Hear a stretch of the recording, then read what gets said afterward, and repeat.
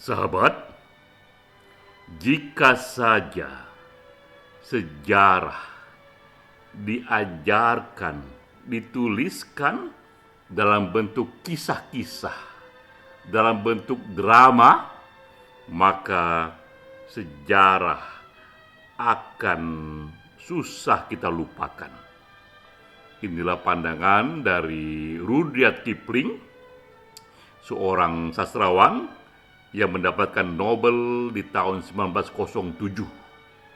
Kipling mempelajari memori manusia. Menurutnya, manusia mudah sekali tersentuh dan kemudian lama tinggal di memorinya jika ia mendengar apapun yang disampaikan dalam kisah-kisah drama.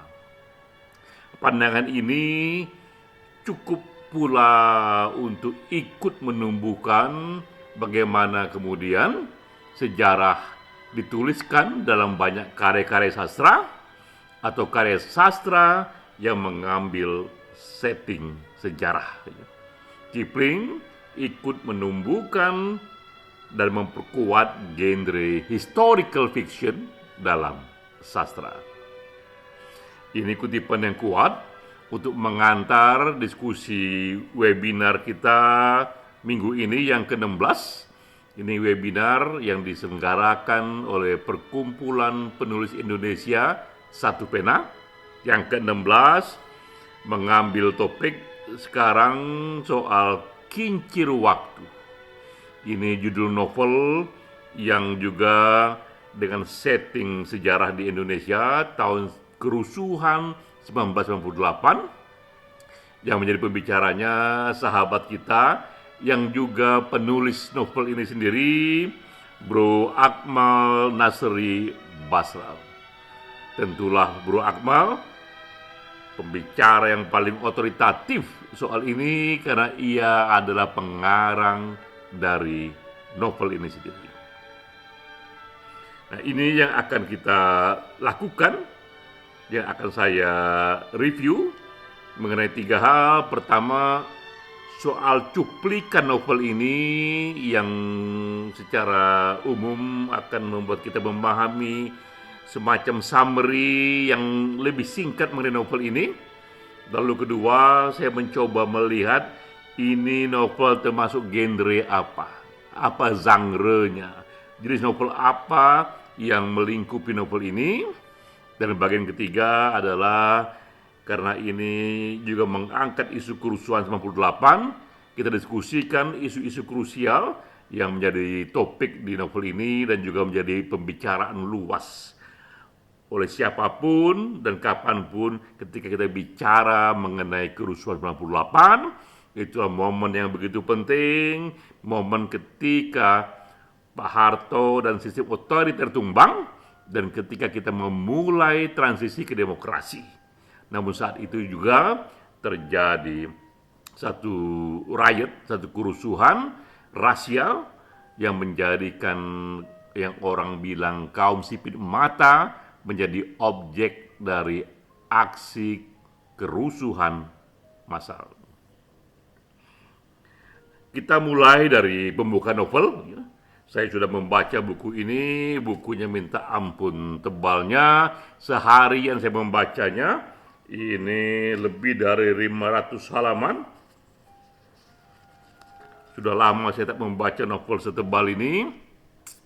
Kita mulai lihat dari pembukaan novel ini, katakanlah bab 1 dan bab 2 atau bagian 1 atau bagian 2 karena setiap bagian ini tak terlalu panjang. Novel dimulai dengan misteri kisah pembunuhan. Ini satu ucapan yang langsung membuat kita terbelalak. Ucapannya adalah tolong, tolong. Dan jeritan historis itulah yang mengantarkan kita kepada misteri pembunuhan yang dimulai di bab pertama. Namun segera kita tahu bahwa ini tidak hanya kriminal biasa, karena terjadi dalam setting kerusuhan di tahun 1998. Itu era ketika aksi mahasiswa, aksi massa ramai-ramai menjatuhkan Presiden Soeharto. Dan juga kemudian di bab keduanya di Kaki Liberty, langsung pula kita sadari bahwa dua setting yang diambil novel ini, satu di Indonesia, satu lagi di Amerika Serikat. Dan kita sudah terpana dengan satu awal yang misteri ketika seorang tokoh utama di novel ini bernama Donna, ya, ia menyaksikan sahabatnya terbunuh. Donna seorang gadis muda, juga sahabatnya juga seorang gadis muda, terbunuh dalam kerusuhan tahun 98. Di tengah novel, ini di bagian ke-37, ada satu kisah mengenai sang jenderal. Semakinlah kita masuk ke dalam batin novel ini, di sini diceritakan sang jenderal diwawancarai wartawati Indonesia di Amerika Serikat. Ketika itu, dan ditanya kepada sang jenderal, apakah kerusuhan tahun 98 ini dan perkosaan massal di sana, apakah itu terjadi secara spontan atau itu diorganisir secara sistematik? Karena beredar satu berita yang ingin dikonfirmasi oleh wartawati ini, ia mendengar bahwa ada sekelompok penduduk, katakanlah ini semacam orang-orang dipersiapkan di daerah Jawa Barat untuk memulai kerusuhan yang sistematik, termasuk di sana juga adalah satu riot melawan kaum sipil mata, ya. Dan juga disinggung dalam bab ini mengenai bisnis gelap imigran Indonesia ke Amerika Serikat, karena di era itu ketika teman-teman kita warga negara Tionghoa menjadi korban amuk massa, begitu banyak terjadi migrasi teman-teman kaum Tionghoa ke Amerika Serikat, ya, terutama juga ke negara lain. Dan saat itu pula muncul berbagai bisnis mengenai isu imigran gelap, dokumen-dokumen yang menggelapkan imigran. Jadi kita lihat di sini isunya memang bercampur baur, menjadi jauh lebih menarik lagi. Di samping ada isu pembunuhan, isu politik, juga ada isu mengenai dokumen-dokumen imigran yang dibisniskan dan juga digelapkan, ya. Nah, di ujung novel di bagian 63, jadi kita lihat banyak sekali bagiannya sampai 63. Di ujung situ kita pun tahu ternyata Donna yang awalnya di Indonesia, ia menyaksikan sahabat yang terbunuh, kini Donna sendiri di Amerika Serikat, ia pun terbunuh. Dan ada wartawati yang bernama Wikan Larasati, ini tokoh utama penulis, ya. Ia merenungkan, mencoba memecahkan misteri siapakah orang kuat di balik pembunuhan ini, bahkan juga di balik kerusuhan di tahun 1998. Kita terpana ingin tahu ada apa di balik ini, yang ternyata kemudian memang novel ini bersambung. Akan datang lagi novel berikutnya yang mencoba memasuki babak yang belum dibahas di sini, yang mungkin mencari siapa dalam pembunuh itu. Walaupun itu belum dibahas, namun sebagai novel dengan tebal 561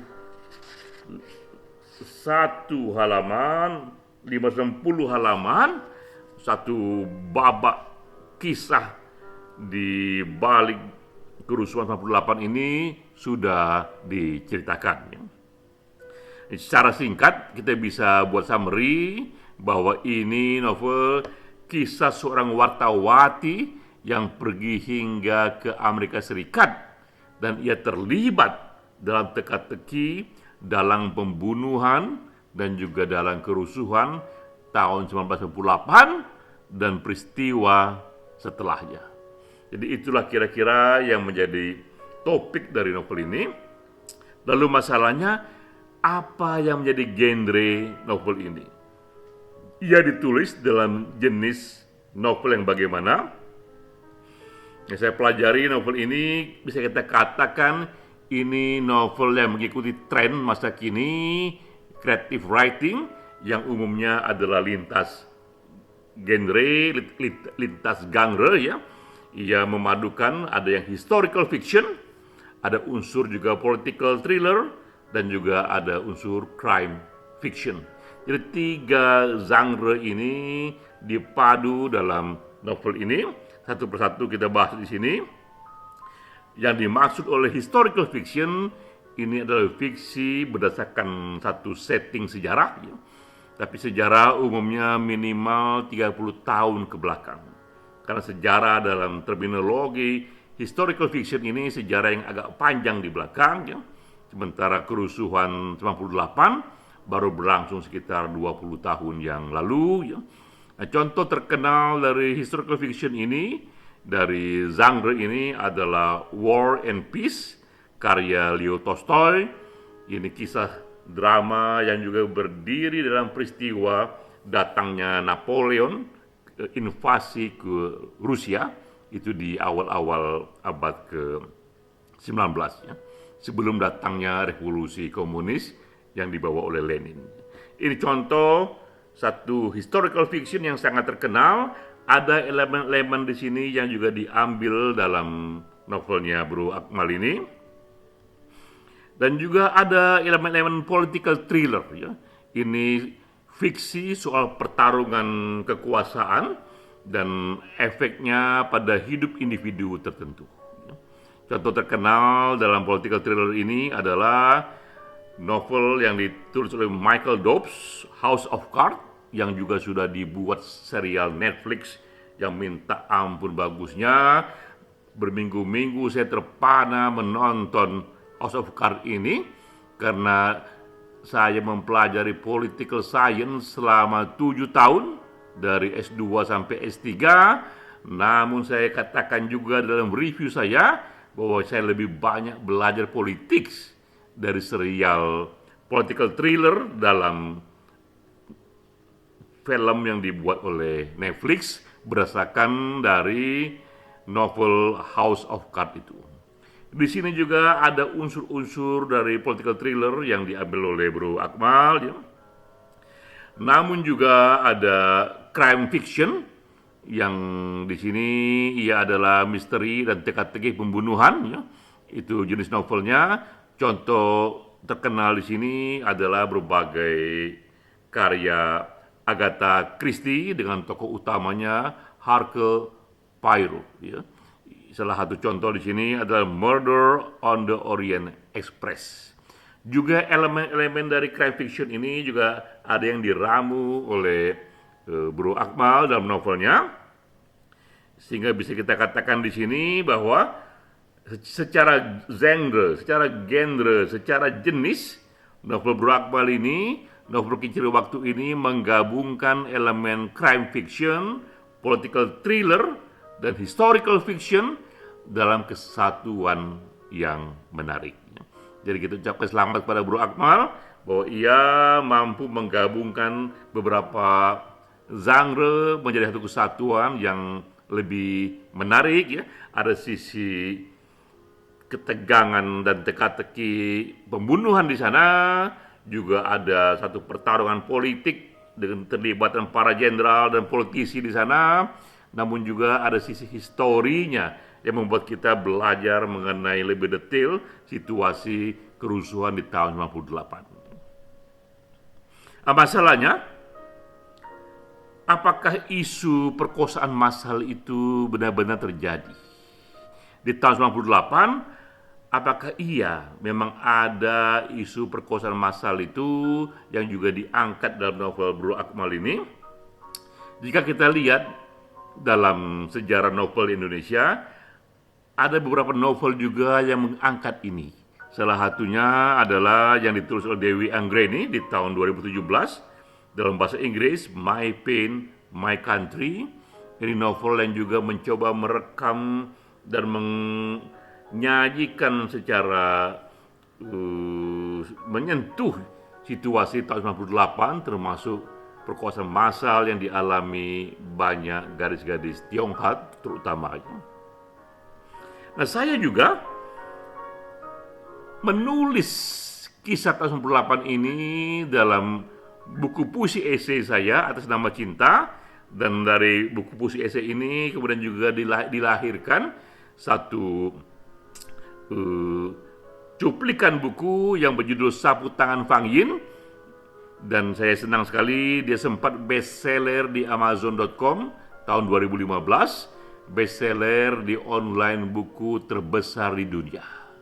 Ini juga saya buat mengenai kisah gadis Tionghoa di tahun 98 yang ia tak mengerti politik, ia tak suka politik hanya karena ia seorang Tionghoa, gadis Tionghoa di era itu. Ketika terjadi transisi demokrasi tahun 98, ia pun menjadi korban kekerasan seksual. Jadi memang sudah banyak novel-novel yang merekam situasi di tahun 98 ini, kisah-kisah kerusuhannya, termasuk juga kisah-kisah perkosaan massalnya itu. Tapi apakah benar terjadi perkosaan massal di tahun 98 itu? Maka jawabnya, Presiden Habibie pada tanggal 23 Juli 98 membentuk tim gabungan pencari fakta. Dan memang harus satu tim yang mencoba mengumpulkan fakta-fakta, termasuk fakta-fakta kekerasan di sana, termasuk juga fakta-fakta perkosaan di sana. Tim ini terdiri dari 17 orang, gabungan dari unsur pemerintah, Komnas HAM, LSM, dan ormas lainnya. Begitu seriusnya masalah ini sehingga Presiden Habibie, presiden saat itu pun mencoba membuat tim gabungan dengan unsur yang seluas mungkin agar ditemukan data yang sebenar-benarnya. Nah, ini kesimpulan nomor 6, berdasarkan fakta ditemukan dan informasi dari saksi ahli, ini kesimpulannya bahwa benar telah terjadi kekerasan seksual termasuk perkosaan dalam peristiwa kerusuhan tanggal 13 sampai 15 Mei 1998. Terlepas dari berbagai banyak pro kontra apakah itu terjadi apa tidak kerusuhan itu, tapi laporan tim resmi dari TGPF ini, tim gabungan pencari fakta ini, bisa kita pegang, bisa kita jadikan satu landasan bahwa benar di era yang maha hebat itu, ketika pertama kali kita bangun demokrasi, kita jatuhkan pemerintahan otoriter, kita bangun rezim reformasi, tapi di era itu pula terjadi kerusuhan yang sifatnya itu etnik, ya, di mana kawan-kawan kita, kaum sipit mata, kaum Tionghoa menjadi sasaran amuk massa, termasuk juga perkosaan massal di sana. Dan kita tahu bahwa momen ini tahun 98, gerakan reformasi, transisi demokrasi, kerusuhan tahun 98 akan terus melahirkan karya-karya sastra. Bro Akmal salah satu karya yang lahir dari momen ini, juga puisi esai saya dan juga yang lainnya. Tapi kita tahu tak pernah selesai momen ini akan juga melahirkan karya-karya sastra berikutnya. Sekali lagi kita ucapkan selamat kepada Bro Akmal atas bukunya yang bagus, yang tebal sekali, yang ternyata bersambung, yang juga mencoba menjadikan tahun 98 sebagai satu setting sosial, setting sejarah, tempat ia membangun drama di sana, ada kisah-kisah yang bersifat kriminal di sana, tapi juga terasa political thriller karena ada pertarungan-pertarungan kekuasaan di sana. Salam.